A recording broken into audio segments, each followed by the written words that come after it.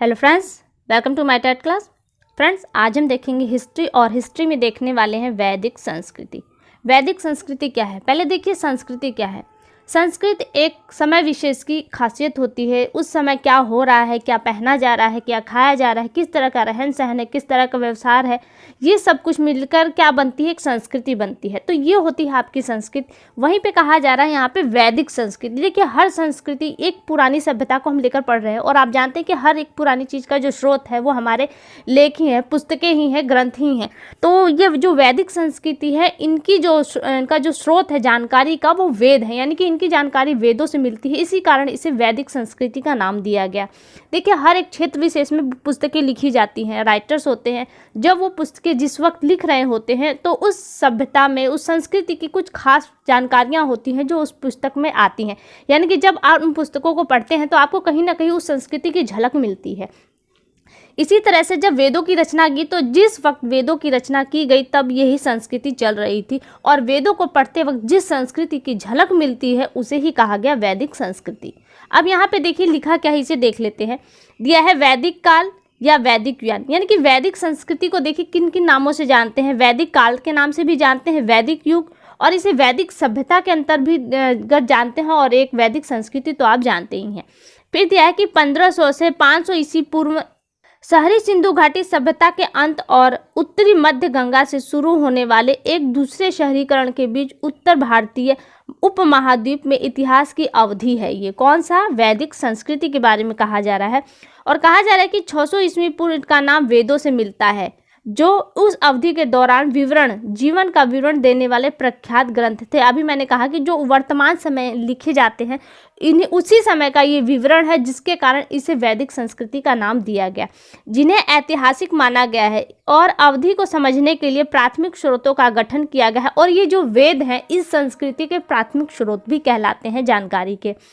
दिया है संबंधित पुरातात्विक रिकॉर्ड के साथ ये दस्तावेज वैदिक संस्कृति के विकास का पता लगाने और अनुमान लगाने की अनुमति देते हैं। यानी कि वो संस्कृति जो है उसी से हम ये पता लगाते हैं कि हमारी वैदिक संस्कृति कैसी थी और किस तरह से चल रही थी।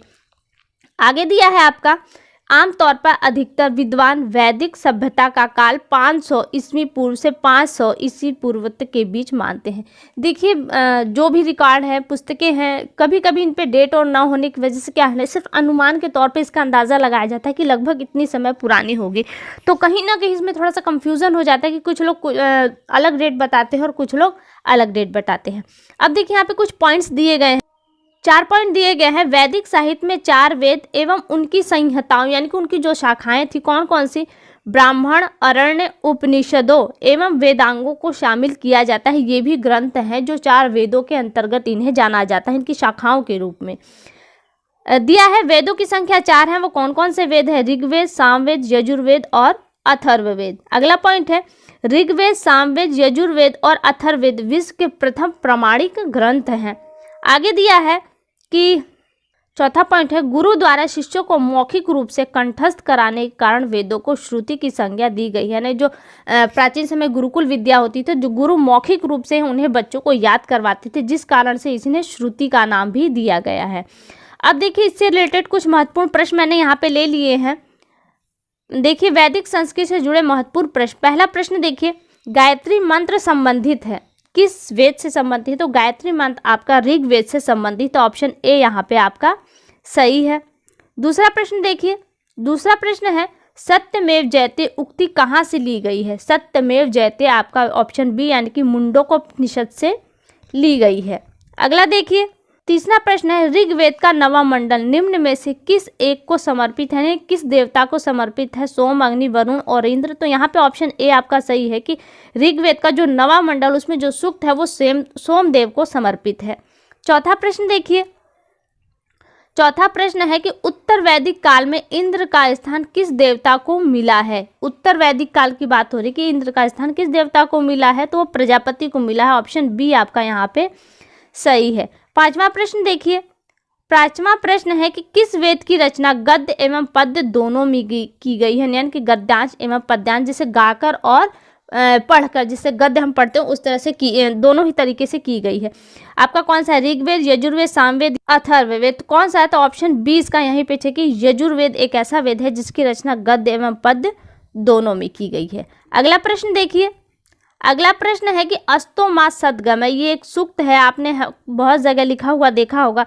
कह रहा है कि ये कहाँ से लिया गया है, किस वेद से लिया गया है, ऋग्वेद से, सामवेद, अथर्ववेद या फिर यजुर्वेद? तो अस्तो मा जो सद्गमय ये सूक्त है ये आपका ऋग्वेद से लिया गया है। ऑप्शन ए आपका यहाँ पे सही है। अगला प्रश्न देखिए, अगला प्रश्न है यज्ञ की विधियों का वर्णन किस वेद में किया गया है? यज्ञ यानी कि यज्ञ को किस तरह से करना चाहिए, ये विधि किस में बताई गई है? आपकी ऋग्वेद, सामवेद, यजुर्वेद, अथर्ववेद। तो यज्ञ की जो विधियां हैं वो आपकी ऑप्शन सी यजुर्वेद में बताई गई हैं। 8वां प्रश्न देखिए, दिया है कि यजुर्वेद के पाठ करने वाले को क्या कहते हैं, यानी कि जो यजुर्वेद को पढ़ते हैं उन्हें क्या कहते हैं? पंडित, पाठक, होत्र या अर्ध्यु? ऑप्शन डी आपका यहाँ पे सही है। इसे बोलेंगे कैसे? ऐसे हम बोले तो अर्धव्यू आएगा, लेकिन इसे शॉर्टकट में झटके से जब बोला जाता है तो ये होता है अर्ध्यु।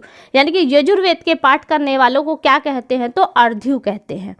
9वां प्रश्न देखिए, 9वां प्रश्न दिया है कि किस वेद में जादू टोने से संबंधित बातों का उल्लेख किया गया है और साथ ही औषधियों का भी वर्णन है? तो किस वेद में? आपके ऋग्वेद, सामवेद, यजुर्वेद और अथर्ववेद में। तो किस वेद में है जादू टोने से संबंध, अर्थ से संबंधित जो भी ज्ञान है वो आपका अथर्ववेद में। तो जादू टोना और औषधियों का वर्णन भी आपके अथर्ववेद में ही है। ऑप्शन डी आपका यहाँ पे सही है। 10वां प्रश्न देखिए, 10वां प्रश्न आपका है ऋग्वेद का पाठ करने वाले को क्या कहते हैं? ऋग्वेद का पाठ करने को पंडित, पाठक, होत्र या अर्ध्यु? तो जो ऋग्वेद का पाठ करते हैं उन्हें होत्र कहते हैं। यहाँ पे ऑप्शन डी आपका सही है। अगला प्रश्न देखिए, और ये आज की वीडियो का लास्ट प्रश्न है। यहाँ पे है प्रश्न आपका कि ऋग्वेद में मंडलों की संख्या कितनी है? आपको बतानी है कितनी है, 10 है, 12 है, 7 है या 33 है? तो ऋग्वेद में जो मंडलों की संख्या है वो 10 है। ऑप्शन ए आपका यहाँ पे सही है। तो फ्रेंड्स, आज की वीडियो कैसी लगी आपको एक बार कमेंट करके ज़रूर बताएं। अगली वीडियो में आपसे फिर मुलाकात होगी, तब तक के लिए नमस्कार।